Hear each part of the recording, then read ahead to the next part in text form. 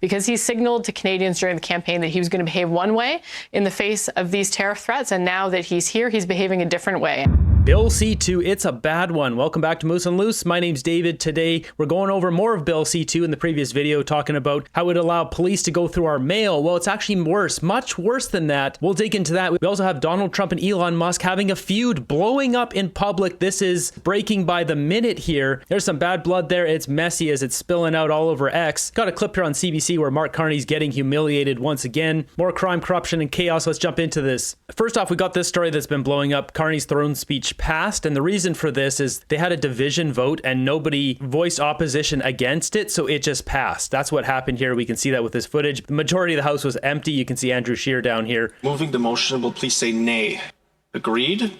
The House has... So as you see there, nobody said nay, and nobody voiced desire to say nay before the motion, so thus it was just passed. That's why the House isn't filled and people weren't voting yes or no, because if any members stated they wanted to vote against this, it would have then been a standing division vote. The House would have been filled. Every member would have said yay or nay, and as we normally see with the votes. The reason for this is because nobody wants to go to an election right now. It costs a lot of money for all the parties. The NDP is broke. The NDP came out yesterday and said they wouldn't vote to support the government, but the same token, they can't go to an election right now. The Conservatives don't want to go to an election right now because Carney could get a majority. We don't know. It's not worth risking it right now. We need to go out about 5, 6, 7 months. Let Carney fail a bit, considering the situation with Donald Trump. 6 months from now, they can push to topple his government, maybe a year from now, because right now it's too risky. If he gets a majority, then he'll be locked in for 4 years. So that's why nobody stood up and pushed against this. It looks bad on the parties to do this because Canadians are demanding results right now. So that's the situation. I get a lot of people on X here really pissed off, but you got to think the general public in Canada just not really paying attention. They have to see Carney failing first before we have another election. Next up, we have more information from Carney's Bill C2. I showed some of it in the last video regarding opening up people's mail. Well, it's even worse now. So getting into this bill, it's a big one. It says border security bill would give law enforcement access to internet subscriber information without a warrant. That's right. They want to have access to see who is subscribed to what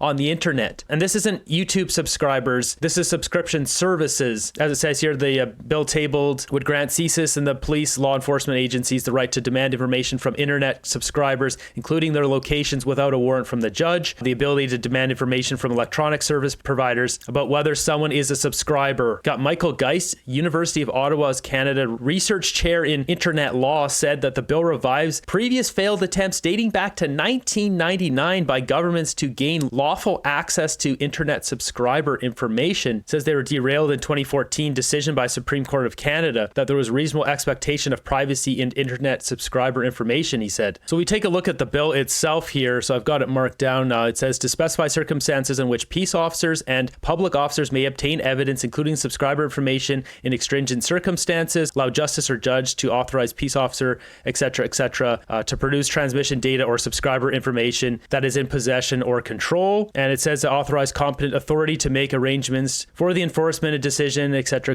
to transmission data, subscriber information. It then later defines what this is below here. So way down here, it says subscriber information means in relation to any client or person who provides services to the public or any subscriber of that service. Information that the subscriber or client provided to the person in order to receive services, including their name, pseudonym, address, phone number, and email address. So they'd be able to get information if you're subscribed to a certain telephone company, internet company, but also if you're a subscriber of Globe and Mail, I believe, or National Post, or CBC, or Toronto Star. So essentially they could find out who subscribed to Sam Cooper's blog or the National Post and then get a list of right-leaning Canadians, get all of the phone numbers and all of the email addresses and all home addresses of everyone that isn't voting for them. I don't like this whatsoever. This is dangerous stuff. This is really dangerous stuff. There's an example here. It says it's subscriber information. They're basically showing, I guess, how they would go about it. There's reasonable grounds to suspect that offense has been or will be committed. Once again, we're getting back to that minority report law they were trying to push through before in Bill C-63, the future crime law. So if they suspect someone will be doing something, then they want all of the information. They could just say someone whose opinion they don't agree with. They could get information off of all these different services on people they don't like. Just say they think they'll be committing a crime to get personal information. Prepare and produce document containing all the subscriber information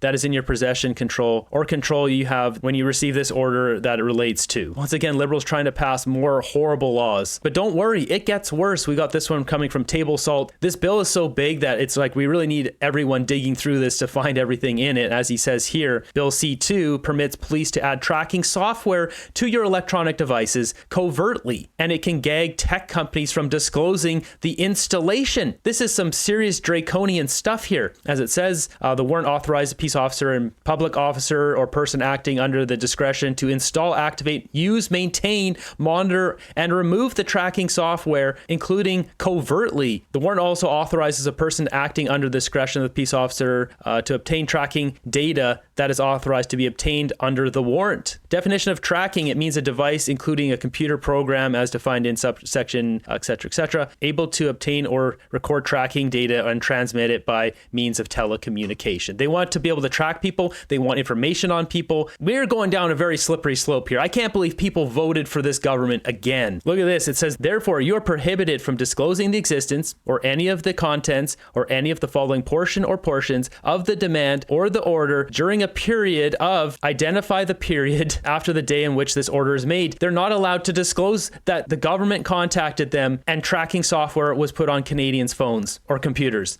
Unbelievable. It says here they can even make a request of foreign tech giants. Of course, it has to be foreign tech giants because that's where they all are. They're not in Canada. It will push people to not buy Canadian carrier-based phones, no Fido, Rogers, Bell, Telus, etc., and only buy directly from third-party sites. Exactly. That's what's going to happen. This is going to hurt Canadian businesses further. I know a handful of people who went down to America. They set up an American phone and they just use that. It's cheaper. They come back and they just keep paying it. As long as you keep paying it, you can keep using it. They get North American calling and they can just use it as a Canadian phone. That's what more people are going to end up doing. If the liberals were trustworthy, they would explain. They never will. They will, however, attack Smear and besmirch because they are not good people. More dictator bills. That's what this is. Next up, we've got at least 7 people who have been injured in a pew-pew event at Rainey and Allen intersection of Toronto. More of Liberals Canada here. Did they say Canada is safe? No, Canada is not safe. Meanwhile, we've got the York Regional Police here. As Kirk says, 92% rise in pew-pew events and 106% increase in carjackings. And what are they up to?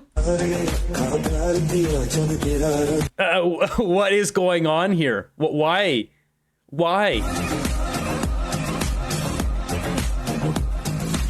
I don't know what to say anymore. This is embarrassing. What are they doing?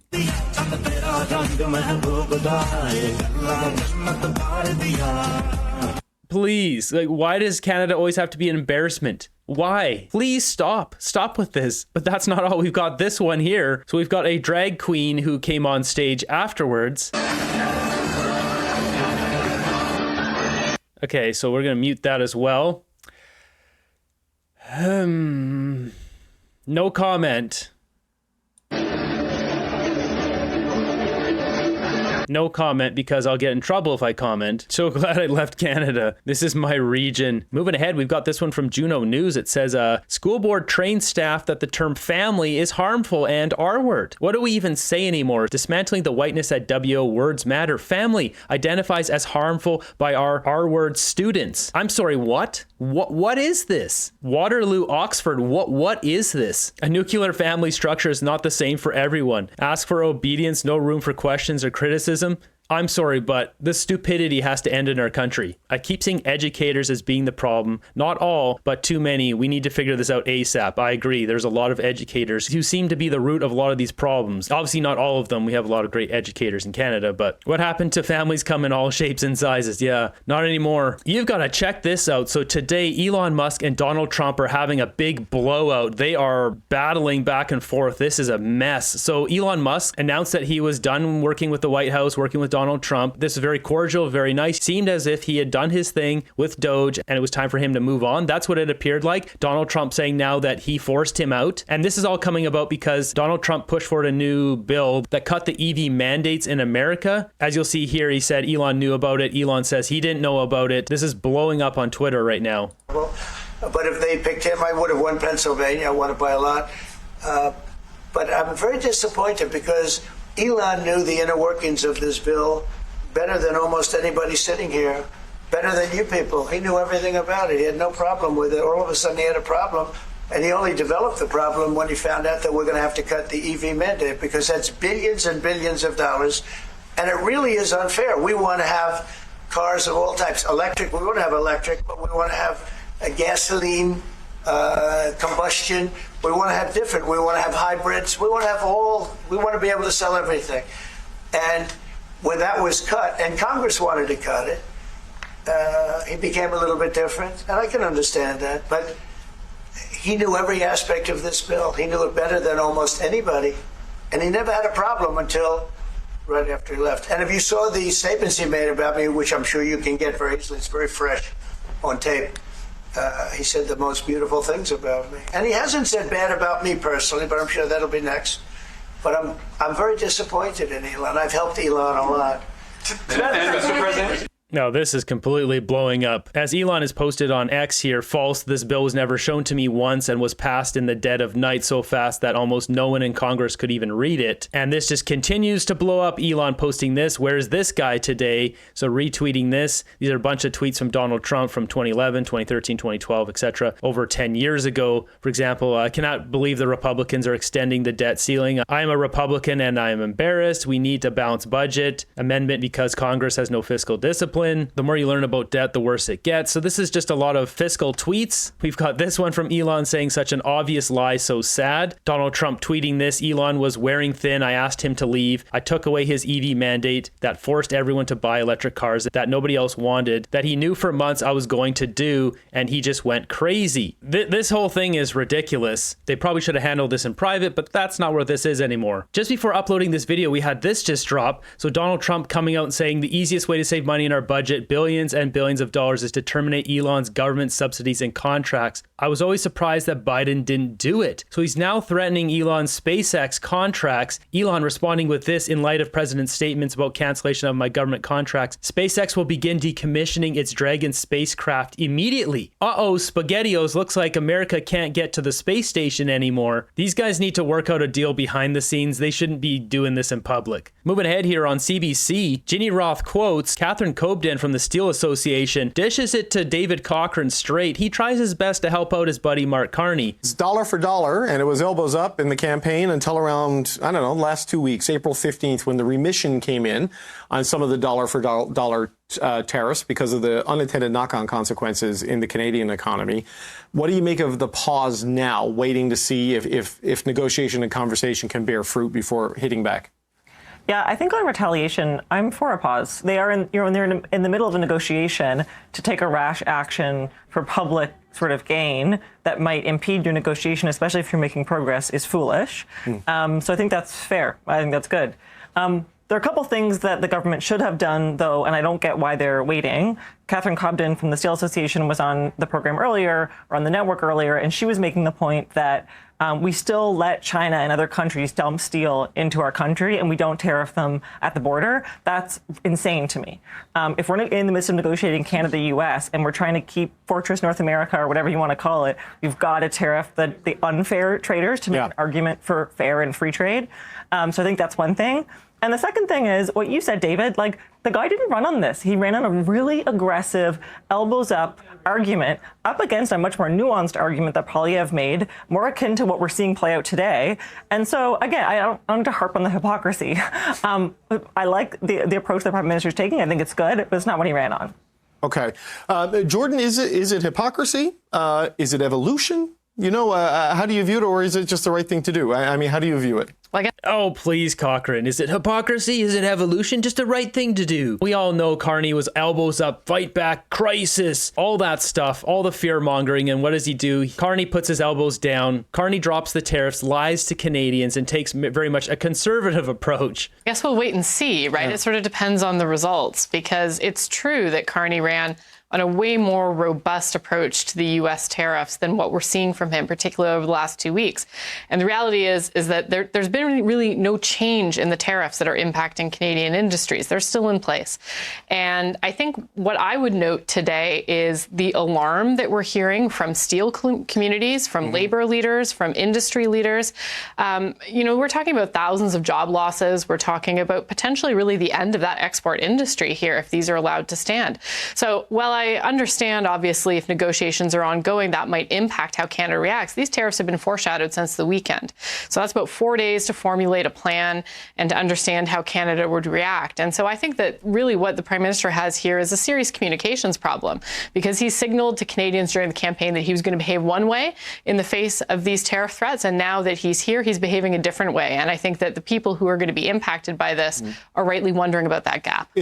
Even the NDP strategists here calling out Mark Carney for flip-flopping and being disingenuous. Different behavior justified by the fact that they had the Oval Office meeting and now they're in negotiations. There's been no change. There's been no change in the tariff. So no, Right. I think the results are going to be what justifies that. But to date, there haven't been any. Carney has done nothing. Canada was fooled by this clown. Yep. Actions, we need actions, and we are getting words, just words. Who's not surprised? The con man conned stupid, ignorant, naive Canadians.